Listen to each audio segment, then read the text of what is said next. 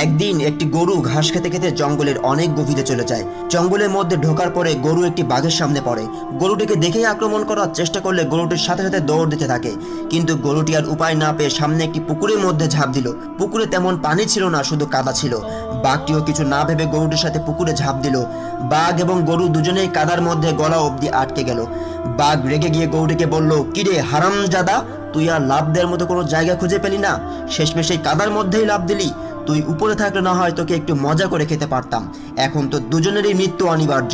গরুটি হেসে বাঘটিকে বলল, তোর কি কোনো মালিক আছে? বাঘটি রেগেই বলল, এই বেটা, আমার আবার মালিক কিসের? আমি নিজেই তো বনের রাজা। গরুটি বাঘটিকে বলল, আরে মূর্খ, তুই তো এখানেই দুর্বল, তোর কোনো মালিক নেই।